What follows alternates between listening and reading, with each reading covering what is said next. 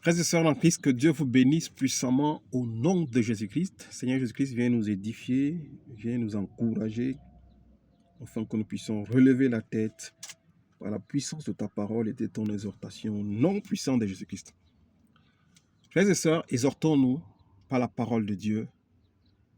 Frères et sœurs, il y a beaucoup de chrétiens dans le monde entier qui se sentent seuls parce qu'ils n'ont pas d'amis, ils n'ont pas de frères, ils n'ont personne autour d'eux pour communier et ils n'ont même pas d'amis dans leur vie. Nous devions savoir une chose, frères et sœurs, quand on veut cheminer avec Dieu, il y a beaucoup de gens qui vont nous quitter. Parce que le chemin avec Dieu, on est appelé à perdre beaucoup de gens, beaucoup de choses qui ne sont pas agréables à Dieu. La Bible déclare dans le livre de Proverbes que celui qui a beaucoup d'amis a également beaucoup de problèmes. C'est pour ça que Dieu va faire une grosse sélection dans ta vie quand tu veux avoir une vraie vie chrétienne. Et aussi, dans notre marche chrétienne, nous ne pouvons pas continuer à cheminer avec tout le monde, avec ceux qui nous étions dans le monde, parce qu'ils ne nous apportent pas grand-chose. Et Dieu est obligé d'éliminer certaines personnes. Quand je dis éliminer, d'enlever d'autres personnes à côté de nous par tous les moyens pour que nous puissions être concentrés à son œuvre. Je prendrai l'exemple de Abraham, notre père dans la foi, et son neveu Lot. Quand Dieu voulait commencer à se manifester puissamment dans la vie d'Abraham, il a fallu qu'Abraham se sépare avec Lot, mais dans la paix. Frères et sœurs, quand tu te retrouves seul quelque part et que tu es vraiment en train de chercher Dieu dans la sanctification, tu peux vivre des moments d'isolement, comme Jean-Baptiste qui est resté dans le désert pendant des années, et c'est après sa sortie du désert qu'il a commencé à prêcher le vrai évangile. Notre Seigneur Jésus-Christ également, avant de commencer à prêcher l'évangile, il a passé 40 jours, 40 nuits dans le désert. C'est après ça qu'il est sorti. Les moments d'isolement, les moments de désert, c'est les moments où Dieu te parle, où Dieu te parfait, où Dieu te polit, où Dieu te lave, qui te purifie par sa parole, il te sanctifie, il te lave par sa parole. Alors, si nous passons dans ces moments d'isolation, ces moments de solitude, c'est pour que nous ayons une relation intime avec Dieu. Mais beaucoup prennent ça comme difficile ou mauvais. Tu ne peux pas venir à Dieu et rester le même. Il faut qu'il te sanctifie, qu'il te purifie, que tu sois une nouvelle créature. C'est pour ça que beaucoup de gens vont te quitter. Ne sois pas surpris. Aujourd'hui, nous pensons que quand nous avions beaucoup d'amis, beaucoup de gens qui nous appellent tout le temps, c'est ça qui prouve que les gens nous aiment ou que nous ne sommes pas isolés ou nous avions des amis. Celui qui a beaucoup d'amis a beaucoup de problèmes. Et surtout aujourd'hui, le monde nous apprend et la vie nous apprend que les amis, les vrais amis, n'existent plus. Aujourd'hui, c'est les amis de circonstances, les amis par intérêt. Ce n'est pas parce que quelqu'un t'appelle tous les jours au téléphone qu'il est ton ami. Quand nous lisons 2 Timothée chapitre 3, les gens sont devenus déloyaux. Les gens sont devenus déloyaux. Les gens sont insensibles. Les gens sont corrompus. Ce n'est pas parce que quelqu'un t'appelle tout le temps au téléphone, il prend de tes nouvelles, il vient chez toi tout le temps manger, il t'apporte quelque chose, qu'il est ton ami. Il faut faire attention. Il y a les gens qui t'appellent tous les jours, c'est pour prendre des nouvelles, pour savoir comment va ta maison. Est-ce que tu n'as pas encore divorcé? Est-ce que tu n'as pas encore séparé? Tu n'es pas encore séparé de ton mari? Il y en a qui t'appellent pour savoir est-ce que tu n'es pas encore mort, mais tu ne peux pas savoir parce qu'ils se cachent. C'est sournoisement qu'ils le font. Les gens t'appellent, comment va la maison, comment va la famille, comment va ceci. C'est pour prendre les nouvelles, l'état de ta maison, pour savoir comment ça se passe dans ta maison. Rappelle-toi de la femme Sunamite. Quand son mari lui a demandé, est-ce que ça va? Elle a dit, tout va bien. Ça, c'est le chrétien. Tu n'es pas là pour poser ton état d'âme, l'état de ta maison, l'exposer aux gens. Ce n'est pas parce que les gens t'appellent tous les jours, on t'écrit tous les jours, sur WhatsApp, on t'appelle tout le temps, qu'on t'aime. Donc, je veux te dire, mon frère, Celui qui ne t'appelle pas tout le temps, ou celui qui ne t'écrit pas tout le temps, ça ne veut pas dire qu'il ne t'aime pas. Ça ne veut pas dire qu'il ne pense pas à toi.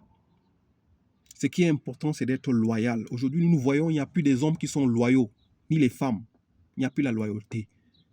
Tu penses que celui qui est avec toi tous les jours, qui rit avec toi, qui t'appelle tous les jours, tu te confies à lui, mais c'est lui qui prend ton histoire, tes problèmes, et il le partage dans tous les carrefours. C'est pour ça qu'on ne dit pas de s'isoler, mais la Bible nous demande d'être prudents, comme des serpents, et simples comme des colombes. Soyons prudents, ne nous exposons pas. Il y a une chose, la Bible déclare: chacun aura pour ennemi les gens de sa propre maison. C'est une parole qui est trop vague.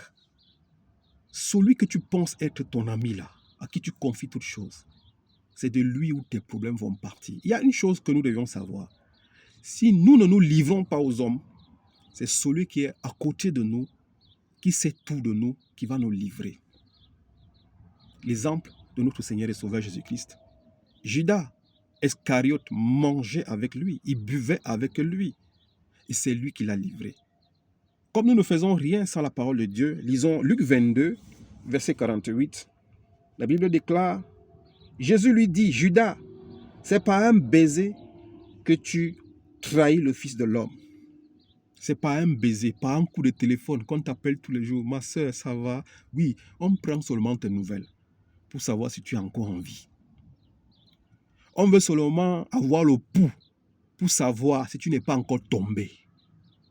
Mais ce n'est pas un baiser, ce n'est pas celui qui donne de baiser tous les jours que tu penses qu'il est ton ami. Un vrai ami, il est loyal. Qui t'appelle ou qui ne t'appelle pas tous les jours, il est loyal. Quand il entend parler de toi, il a l'impression que c'est de lui qu'on parle. C'est comme une âme sœur. Quand tu aimes quelqu'un, tu l'aimes profondément. Et parfois, tu ne sais même pas comment expresser ou manifester, prouver cet amour. C'est ça le vrai amour. Est-ce que les amis existent? Oui, mais ils sont rares. Même le monde, les païens nous ont montré qu'il n'y a pas de vrais amis. Aujourd'hui, nous voyons sur Facebook, sur tous les réseaux sociaux, les amis sont virtuels. Parce que les vrais, il n'y en a pas. Alors, ils ont limité ça à être virtuel. Parce qu'en vérité, il n'y en a pas. Et pour trouver, c'est difficile. Frères et sœurs, c'est pour te fortifier. Les moments d'isolement, de solitude que tu passes, reste dans la présence de Dieu. Continue à chercher ton Dieu. La Bible déclare: si tu as perdu tout ce que tu as perdu pour Dieu, Dieu te le redonnera en centuple.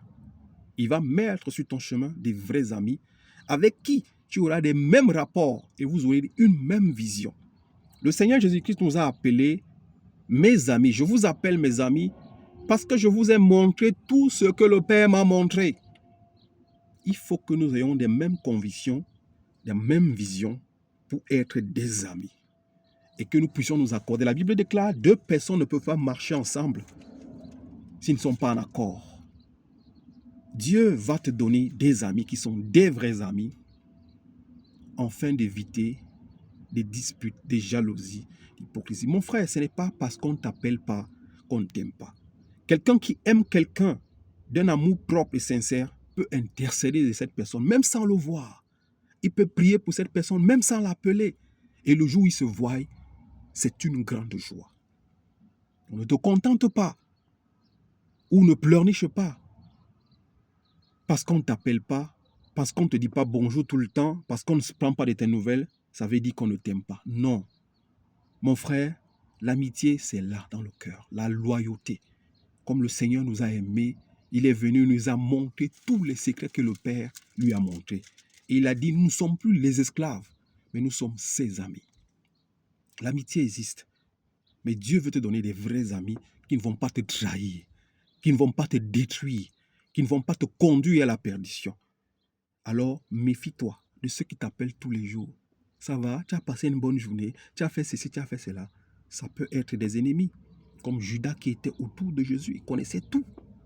Et par un baiser, il a trahi le Seigneur. Quand quelqu'un t'appelle tout le temps, ça ne veut pas dire qu'il t'aime beaucoup. Il peut tâter le pouls, il veut savoir: est-ce qu'il s'est réveillé ce matin? Est-ce qu'il a perdu son travail?